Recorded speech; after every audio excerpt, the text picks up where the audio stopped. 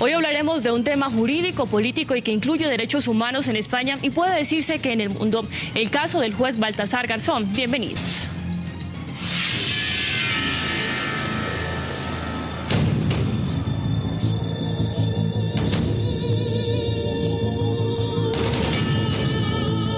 De verdugo a investigado. El juez Baltasar Garzón fue suspendido de la Audiencia Nacional por tratar de investigar crímenes del régimen de Franco. También tiene procesos por casos de corrupción. La justicia española se divide. Inicia Análisis Mundial. Para hablar del tema, José Gregorio Hernández, ex magistrado colombiano. Señor Hernández, bienvenido. Mucho gusto, un saludo muy especial. ¿Legal y legítima esta decisión en España? Sí, yo creo que es un precedente negativo respecto a la protección de los derechos humanos en el mundo, porque entonces se viene contra el juez que está adelantando investigaciones respecto a hechos que no por ser muy anteriores dejan de ser hechos que fueron muy graves respecto a la violación de los derechos humanos. Ya, bienvenida. También está con nosotros Mauricio Beltrán, profesor de jurisprudencia de la Universidad del Rosario en Bogotá y experto en Derecho Internacional. Profesor Mauricio, bienvenido. Gracias, Jenny. ¿Qué pasa con los contraargumentos que valoran la decisión de la Audiencia Nacional en España? Tú inicias preguntando si es legal y legítimo. Es perfectamente legal. No es legítimo frente al mundo. Es absolutamente devastador lo que está haciendo España, colocando a un individuo que venía persiguiendo a criminales de guerra y muchos de ellos responsables por crímenes de lesa humanidad, convertirlo a él en un criminal. Ya. Quedamos en legal, pero ilegítimo de alguna manera. Bienvenidos. Para empezar a conversar, los invito a que veamos el siguiente contexto sobre lo que está pasando con el juez español. Gracias. Jurar servir con lealtad a España.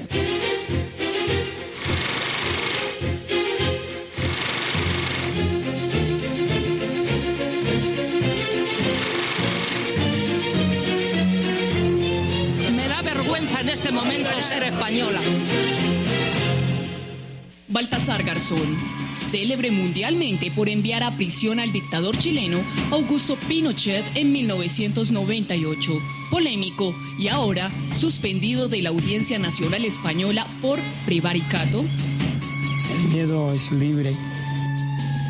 El Pleno ha acordado por unanimidad hacer efectiva la suspensión cautelar de sus funciones del magistrado titular del Juzgado Central de Instrucción número 5 de la Audiencia Nacional. El juez español, superhéroe para unos por intentar investigar los crímenes del régimen de Francisco Franco y hallar más de 100.000 desaparecidos. Para otros, un acaparador de prensa que ha dejado casos de su competencia para figurar con otros de resonancia mediática. Ha sido un triunfo del Estado de Derecho, de la legalidad vigente.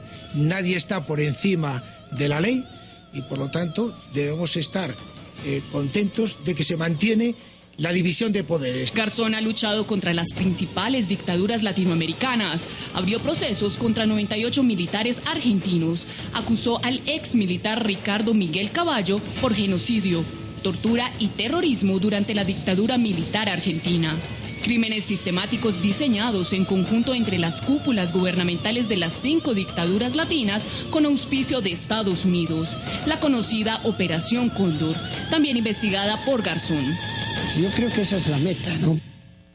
La postura de Baltasar Garzón resultaba legitimada porque a partir de los años 80, en el nivel del derecho internacional de los derechos humanos, hay una gran corriente que en nombre de la lucha contra la impunidad viene sosteniendo la tesis de que ciertas garantías tradicionales como la prescripción de la investigación de ciertas conductas, la cosa juzgada y la aplicación de las amnistías tienen límites.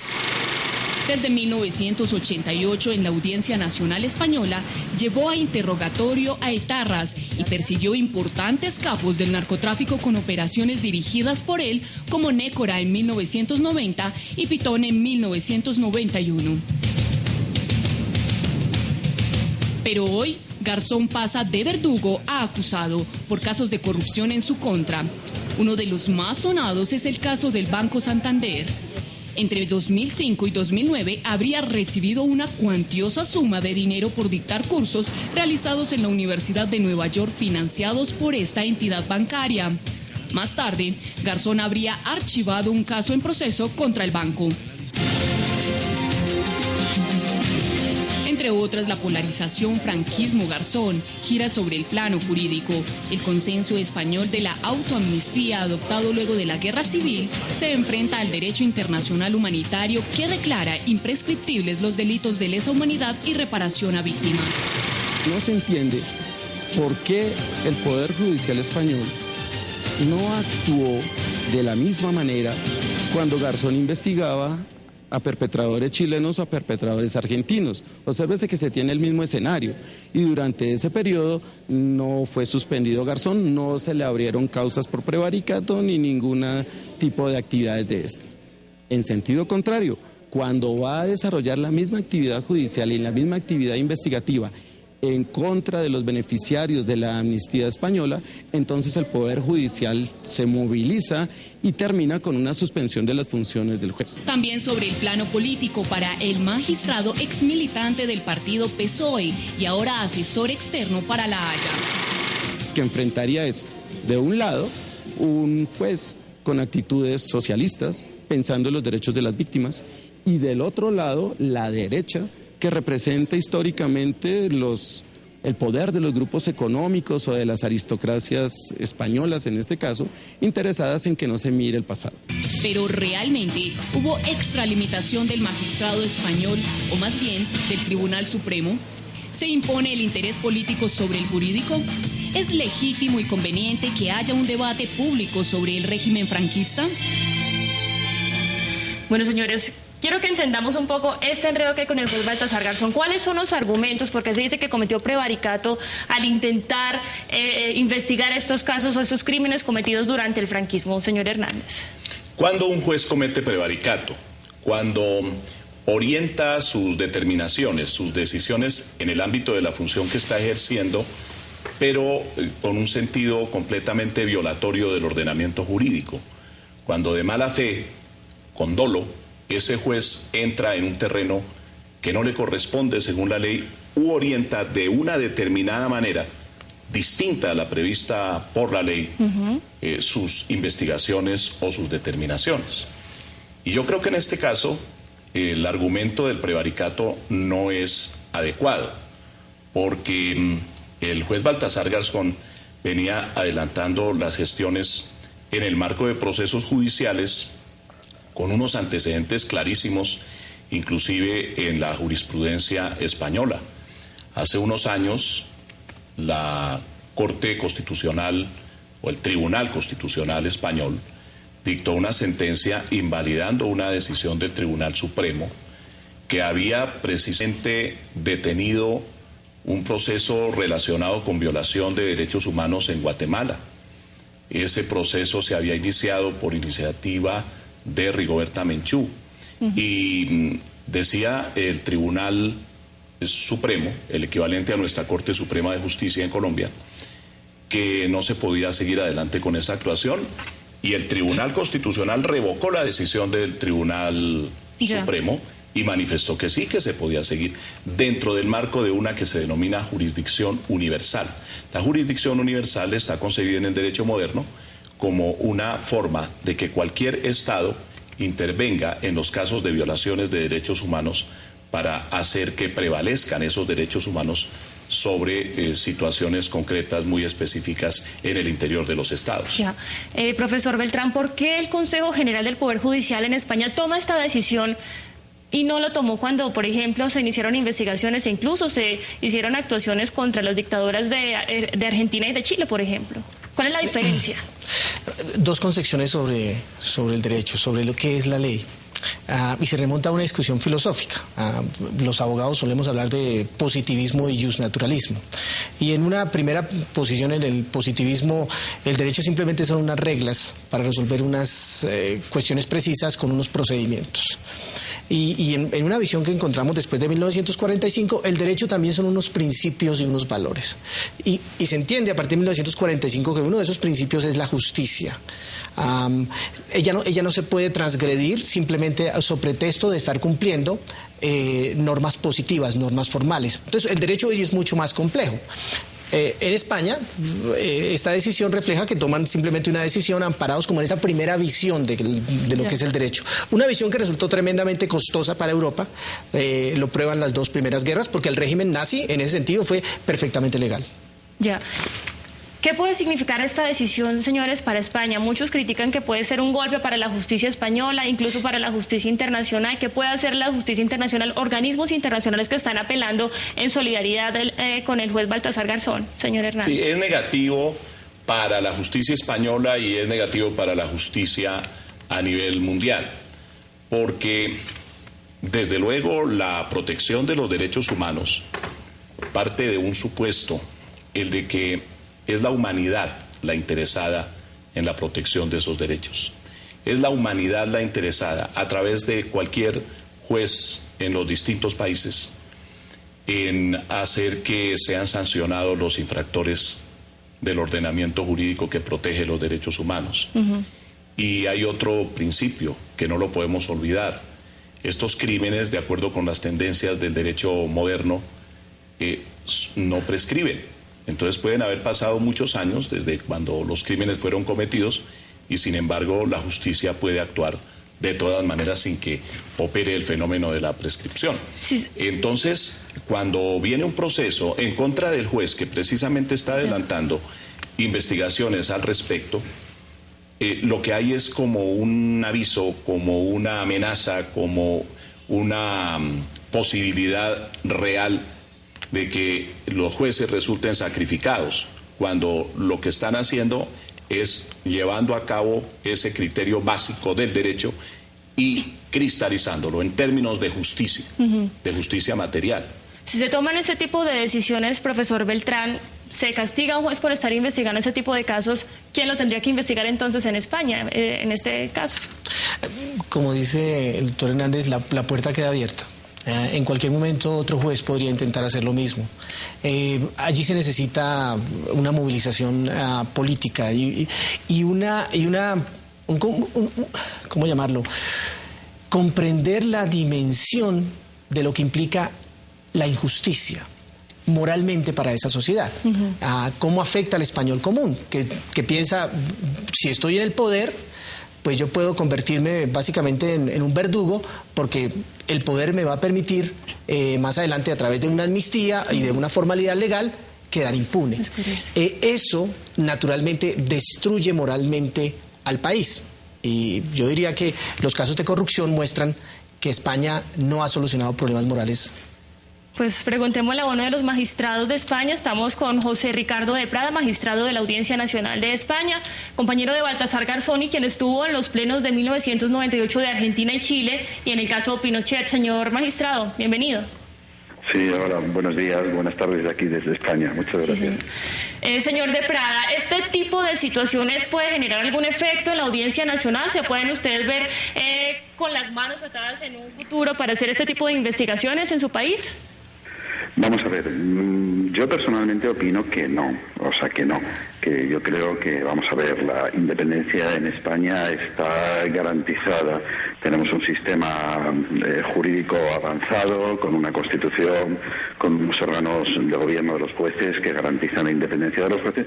Lo que pasa que es cierto que, que la causa penal que se ha abierto contra el juez Baltasar Garzón, que todavía no está terminada, pues sí, la verdad es que nos ha dejado tremendamente perplejos a los que, somos aplicadores del derecho y aplicamos el derecho que en este momento yo creo que todo el mundo conviene, que es perfectamente aplicable a este tipo de situaciones, que es el derecho penal internacional.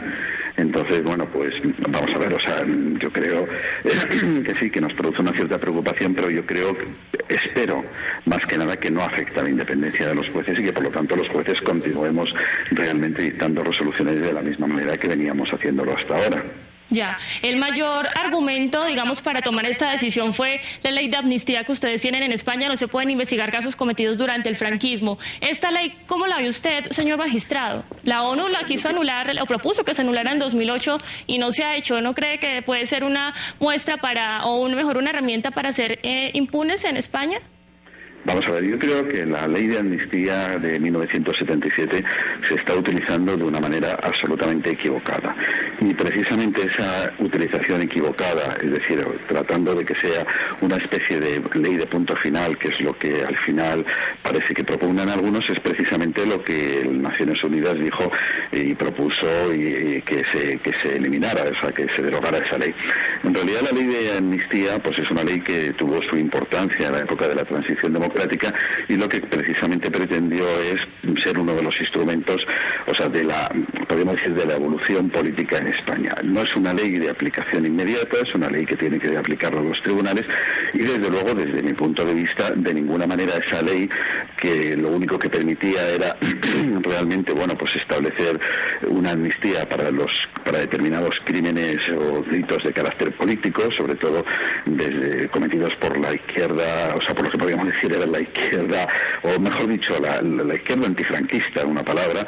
Pues esa ley lo que no se puede convertir desde luego es, como digo, en una ley de punto final, y desde luego no puede ser interpretada como una ley que deje impune los delitos de genocidio, de lesa humanidad, crímenes de guerra, etcétera, etcétera, que exceden con mucho de la criminalidad puramente política. Entonces, vamos a ver, o sea, yo creo que hay que quitar el equívoco y decir, y ya de una vez por todas, que se proclame que la ley de amnistía no impide la investigación de los crímenes franquistas, no impide la investigación de los crímenes de después. Que eso haya sido utilizado como precisamente el elemento de imputación fundamentando el juez Baltasar Garzón, pues yo creo que eso es uno de los graves errores. Pero bueno, el asunto en este momento está sub judice y bueno, veremos a ver qué es lo que ocurre. Yo desde luego apoyo plenamente al juez Baltasar Garzón en precisamente el criterio de que esa ley no impedía la investigación de los crímenes franquistas. Ya. Bueno, señor magistrado, muchas gracias por estar con nosotros y bueno, esperaremos a ver cómo se desarrolla este caso. Muy bien, pues muchas gracias a ustedes.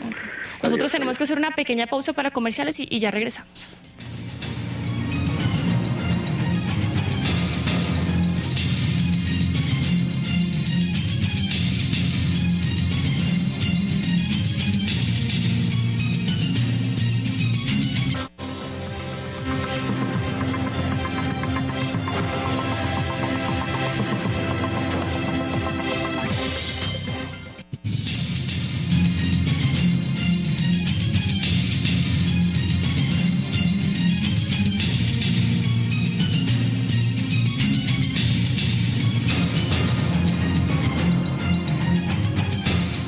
Continuamos en Análisis Mundial, hoy hablando sobre el caso del juez Baltasar Garzón. José Gregorio Hernández y Mauricio Beltrán han estado un poco a favor del juez, pero hay otras opiniones. Una de ellas es la de Salud Hernández, con quien nos encontramos en este momento, columnista y corresponsal para el diario español El Mundo. Salud, bienvenida. Y en una de sus columnas usted fue bastante crítica con el juez Baltasar Garzón. Contrasta la imagen que se tiene en el exterior con la española. Hola Jennifer, ¿cómo estás?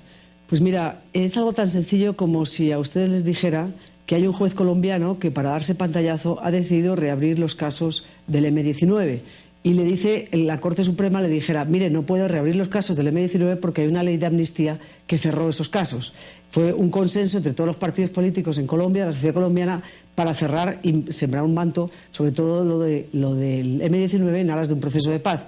Y el juez insistiera y lo abriera de todas maneras. Y viniera después la Constitucional y dijera, mire, no puede hacerlo porque no es de su competencia. Y él insistiera y lo hiciera porque así salen los medios, porque se da pantallazo y porque quiere. Eso es exactamente lo que ha hecho el juez Garzón en España, reabriendo los crímenes del franquismo que están protegidos por una ley de amnistía del 77. Y es más, en el año 99... un grupo de extrema derecha, como ha pasado ahora con un grupo de extrema izquierda, que son los que han querido abrir, un grupo de derechas, pretendió que el juez Garzón reabriera un caso de unos crímenes cometidos por el gobierno republicano al principio de la guerra, pues como los crímenes franquistas, que unos son en la guerra y otros posteriores en la guerra. Para Cuellos de Jaraba es uno de los casos más emblemáticos de la Guerra Civil Española. Bueno, pues Juan Garzón dijo que no podía reabrir esos casos porque estaban amnistiados desde la ley del 77. Bueno, pues otros crímenes, pero en el bando contrario, eso sí puede reabrir la ley. Entonces, y todo por darse pantallazo. Bueno, entonces para usted no es ético que el juez sea o esté realizando este tipo de investigaciones cuando se encuentra bajo la lupa de la justicia española por casos de corrupción como el de los dineros que habría recibido del Banco Santander. Yo solamente le digo a la gente una cosa, que piensen los dos otros casos, porque uno es el de juzgar algo que no es de su competencia, que es lo único que dice la Corte, que no es de su competencia, y los otros dos casos son: al juez Garzón se va a Estados Unidos, pide una excedencia, se lo concede la Audiencia Nacional de 1 año porque va a dar unos cursos en Estados Unidos, va a recibir unas clases. No dice, sigue cobrando de la Audiencia Nacional su salario, está 1 año en Estados Unidos, y por otro lado, él mismo gestiona fondos para ese curso del Banco de Santander, cuyo presidente es Emilio Botín, y él llevaba un caso de Emilio Botín. Él gestiona esos fondos. Emilio Botín da $300.000 al curso que él va a dar, y el curso le paga $300.000 al juez Garzón. Y asimismo, el curso le paga a la hija del juez Garzón un curso de $10.000 o no sé cuántos en una universidad, o $50.000 creo que era en una universidad de Nueva York, durante ese año. Y él sigue cobrando de la Audiencia Nacional y nunca declara los otros fondos. Perfecto. Esa es otra. Y la otra, por la cual está encausado el juez Garzón, es por una práctica muy ética, y es que grabó las conversaciones de 2 abogados con sus clientes en la cárcel. A ustedes les parecerá brillante que alguien haga eso en aras de buscar la paz, la verdad. Pero obviamente cuando un juez, cuando un abogado se reúne con su cliente en una cárcel, se supone que esa conversación es secreta. ¿Qué tal que empezaran los jueces a grabar, y aquí en Colombia sabemos mucho, a chuzar las conversaciones entre los abogados y sus clientes? ¿Qué tal? Bueno, Salud, muchas gracias por estar con nosotros, señores. Estos 2 casos de corrupción, rápidamente, antes de hacer otra conexión. ¿Qué pasa con estos casos que están siendo por los que está siendo investigados Garzón sobre corrupción? ¿Afectan un poco ese desempeño o eso, como le dicen, esa figura de superjuez que se ha labrado en el mundo? Bueno, es posible que desde luego impidan que se dé todo el debate en relación con la defensa de los derechos humanos, que es en donde debería ubicarse, porque la determinación en el sentido de suspender, por ejemplo, al juez, inclusive de iniciarle el proceso, tiene que ver con sus actuaciones respecto a los hechos de la guerra, de la actividad de Francisco Franco. Pero yo creo que son 2 cosas totalmente diferentes. A mí me parece que tendrían que separar allá dentro de la justicia española estos casos del otro, que es el relativo al ejercicio de la función judicial. No se pueden confundir, porque estamos hablando de cosas totalmente diferentes y cada proceso debe tener su propio análisis, el examen de las pruebas, lo referente a la misma confrontación de la actuación del juez con la ley española. Pero no se deben confundir. Y a mí me parece que en el momento en que confunden, lo que están haciendo es sentando un grave precedente respecto a las actuaciones que el juez había adelantado antes, no solamente él, sino otros jueces de la Audiencia Nacional Española que habían iniciado procesos en relación con violaciones de derechos humanos. Iniciaron procesos respecto a los sucesos de la plaza de Tiananmen en China, iniciaron inclusive sobre actuaciones del régimen nazi, y bueno, muchas actuaciones más que están en curso en este momento y que se ven perturbadas por este tipo de decisiones. Mauricio, antes de conocer su respuesta, qué pena, tenemos que conectarnos con Luis Guillermo Pérez Casas. Él es el secretario general para las Américas de la Federación Internacional de Derechos Humanos. Señor Pérez, bienvenido. Sí, muy buenos días. Un gran abrazo para todos ustedes, igualmente para José Gregorio y nuestro querido amigo Beltrán. Ustedes hablan de una persecución que se le estaría haciendo a Garzón por decisiones que se están tomando en España. ¿Por qué dicen eso? Bueno, nosotros hemos hecho una misión a España conjuntamente con Luis Joanet, el miembro de la Corte de Casación en Francia y experto de las Naciones Unidas en la lucha contra la impunidad. Y hemos ido también con Francisco Soberón, de APRODE del Perú, el que ha llevado la gran responsabilidad de hacer juzgar y condenar a Fujimori en el Perú, para justamente comprender los distintos procedimientos que se han abierto en España contra el juez Garzón, entrevistarnos con autoridades judiciales, con asociaciones de jueces, de abogados, de víctimas. Llegamos a la conclusión de que en relación con las tres causas hay una persecución manifiesta contra el juez Garzón que tiene motivaciones distintas.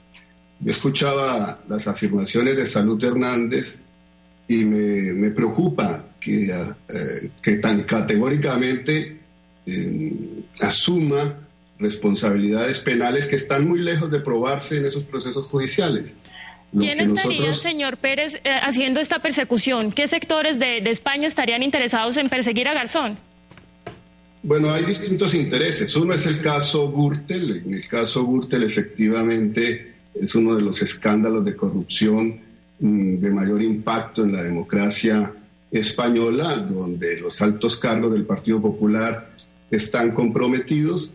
En ese caso, Gürtel, efectivamente, él ordenó interceptar las comunicaciones de unos abogados que la investigación penal que él adelantaba le había permitido deducir que estaban involucrados también en la propia trama corrupta, no en el ejercicio profesional como abogados defensores de las personas indicadas. Podría ciertamente alegarse que allí se estaría violentando el debido proceso y la defensa de las personas comprometidas en esta investigación.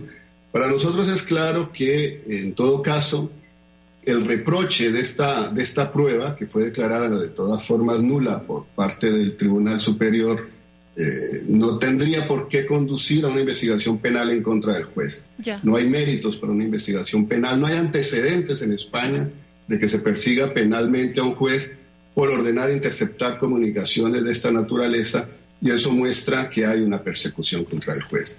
Bueno, hay señor, otros intereses que tiene que ver...